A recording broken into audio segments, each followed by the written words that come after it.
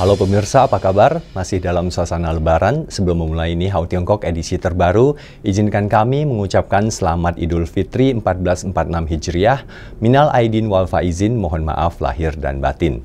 Seperti biasa, bersama saya Andy Chiu, kami telah menyiapkan beragam informasi aktual dan menarik seputar Tiongkok yang sayang untuk dilewatkan.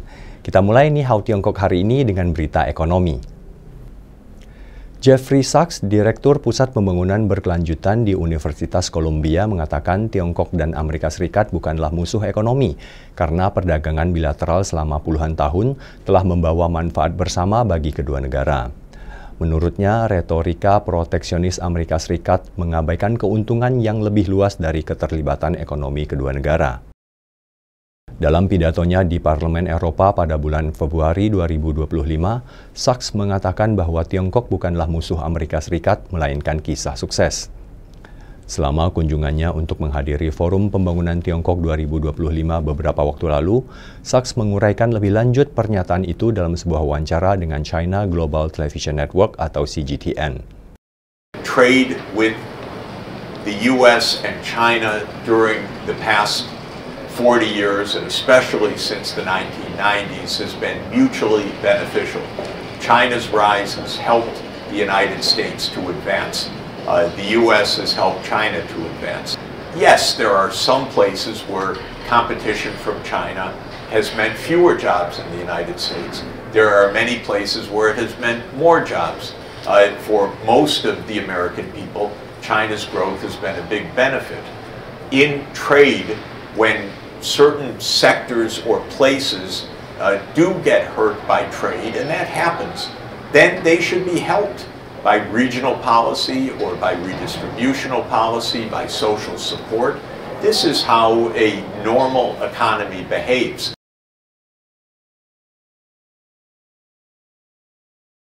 Dalam wawancara tersebut, akademisi itu juga memuji strategi pembangunan regional Tiongkok dan membandingkannya dengan kebijakan Amerika Serikat dengan menyatakan bahwa sikap proteksionis Washington mengabaikan manfaat yang lebih luas dari perdagangan terbuka dengan Tiongkok. When China opened up the economy, it was the eastern part of the country on the coastal areas that benefited the most. So they created very creative ways to promote Western China development so that the benefits of development would also be shared in Central and Western China. That was a regional development policy that has been quite successful. The United States doesn't have such a policy. If we were as clever as China in its management of such issues, we would be much less protectionist. Trump is appealing to protectionism for particular parts of the American economy, neglecting the fact that the overall U.S. economy is a big beneficiary of U.S.-China open trade.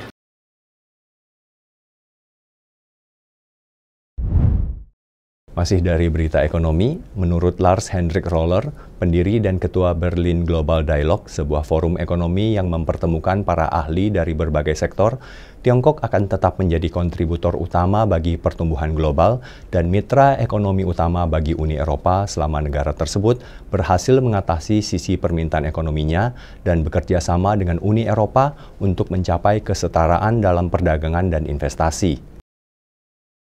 Dalam sebuah wawancara dengan China Global Television Network atau CGTN di sela-sela China Development Forum beberapa waktu lalu, Roller berbagi wawasannya tentang bagaimana Tiongkok dapat secara efektif mengatasi masalah di sektor konsumsi, sekaligus menyatakan keyakinannya pada sisi penawaran ekonomi terbesar kedua di dunia tersebut.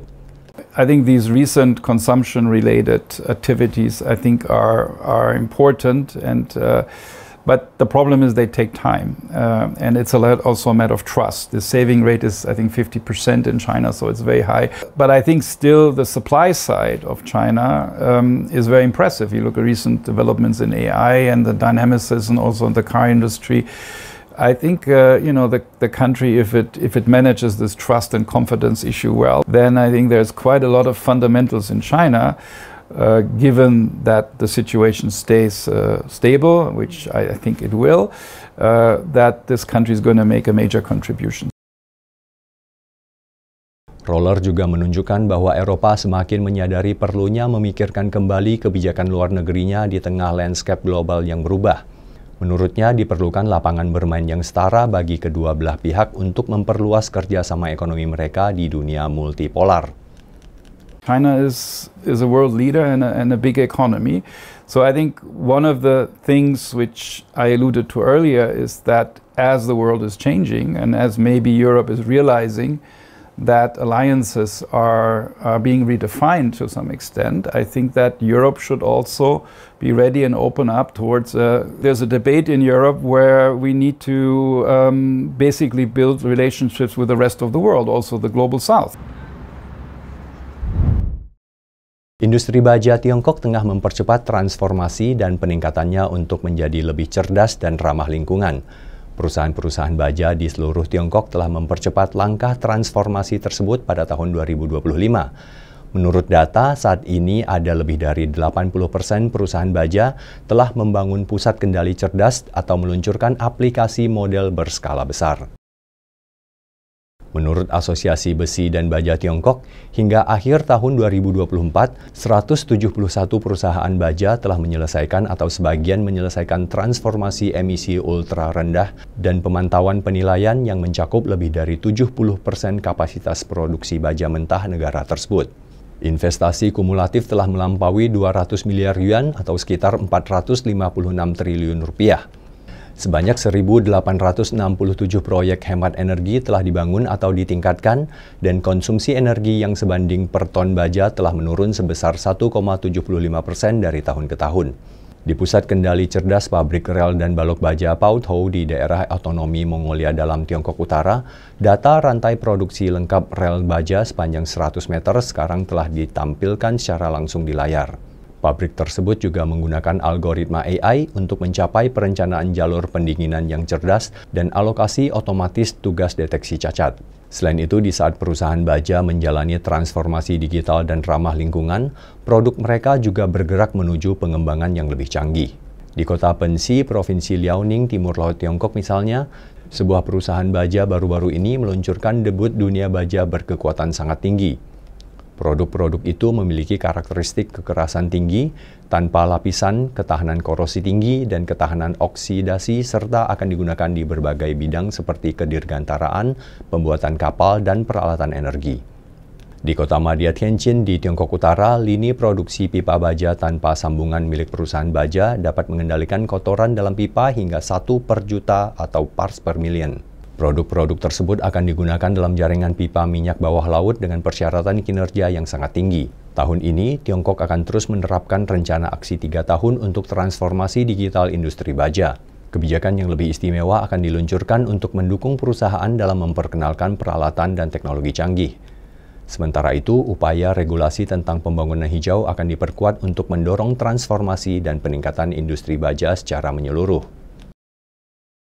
系统可提前30分钟预判冷区设备异常，减少非计划停机时间40%，跨工序协同效率提升14.2%，能源消耗降低18.5%。 Delegasi yang terdiri dari lebih dari 100 siswa sekolah menengah dan guru dari Iowa, Amerika Serikat, mengunjungi Tiongkok belum lama ini. Mereka terlibat dalam pertukaran budaya dan wisata keliling Beijing, Provinsi Hebei, Tiongkok Utara, dan Shanghai. Perjalanan mereka dimulai di Beijing, tempat mereka menjelajahi tempat-tempat terkenal seperti Tembok Besar dan Kota Terlarang, tempat-tempat terkenal yang sebelumnya hanya mereka lihat di buku pelajaran atau di TikTok. Kemudian di Hebei, Provinsi Saudara Iowa di Tiongkok, para siswa mempelajari tradisi budaya Tiongkok yang kaya, belajar memotong pola kertas yang rumit, dan bahkan berlatih kaligrafi Tiongkok dengan pena kuas. Menguasai bentuk-bentuk seni kuno ini terbukti menantang, tetapi para siswa mendapatkan pengalaman yang berharga saat mencoba sendiri sambil menemukan cerita dan nilai-nilai di balik kerajinan tradisional Tiongkok. Bagi banyak siswa, hal yang paling menarik dari perjalanan ini adalah melihat panda raksasa dan belajar tentang konservasi spesies yang berharga itu. Banyak dari mereka memanfaatkan kesempatan untuk bersuah foto, ingin berbagi kegembiraan mereka dengan teman-teman di rumah. Bagi sebagian besar siswa, ini adalah pertama kalinya mereka bertemu dengan panda sungguhan, sehingga pengalaman itu semakin berkesan. Bahkan ada di antara mereka yang merenungkan kemiripan yang tak terduga antara Tiongkok dan Amerika Serikat. Para siswa juga mengambil bagian dalam kegiatan penanaman pohon bersama teman-teman mereka dari Tiongkok, yang secara simbolis menanam benih persahabatan dan memperkuat ikatan antara kedua negara. Really cute. I think my favorite one was just seeing panda perched up in a tree, just kind of gnawing down on some bamboo. I thought that was really cute. I think it's a lot more similar than some people realize. Like, when I get off the plane, sometimes I forget that I'm in China and not in America anymore because it's really similar. The cultural exchange. Konsumsi yang sadar kesehatan berkembang pesat di Tiongkok karena semakin banyak konsumen mulai memprioritaskan kesejahteraan mereka, yang mendorong pertumbuhan pasar kesehatan dan membentuk kehidupan yang lebih sehat. Tiongkok baru-baru ini meluncurkan rencana mengenai inisiatif khusus untuk meningkatkan konsumsi dengan fokus pada konsumsi yang berhubungan dengan kesehatan yang menawarkan kebijakan baru untuk mendukung pasar kesehatan. Di sebuah toko olahraga di Beijing, banyak pelanggan yang melihat-lihat dan berbelanja produk, meskipun hari itu adalah hari kerja. Di luar fungsionalitas dasar produk olahraga, konsumen sekarang juga peduli dengan kepuasan emosional dan pengalaman yang ditawarkannya. 我平时比较喜欢健身，然后偶尔也爬山。我觉得这就是这个冲锋衣这一类的，就是现在越来越多的人开始爱上运动，然后走向户外，我觉得这是非常好的一件事儿。 Selain itu, kontrol berat badan di Tiongkok sekarang merupakan aktivitas yang sangat mudah karena pemerintah menawarkan bantuan. Komisi Kesehatan Nasional Tiongkok baru-baru ini mengumumkan rencana untuk mendirikan lebih banyak klinik manajemen berat badan di fasilitas medis dan kesehatan, membantu orang-orang menurunkan berat badan dengan aman dan beralih ke gaya hidup yang lebih sehat. Semakin banyak orang, terutama generasi muda, beralih ke rumah sakit untuk mendapatkan bimbingan profesional tentang metode ilmiah untuk menurunkan berat badan dan tetap bugar. 自己这一年得胖了20斤，然后通过节食啊，各种的那个减肥都没有效果。从各种的渠道就看到这个营养科可以帮助减脂，然后就过来看看。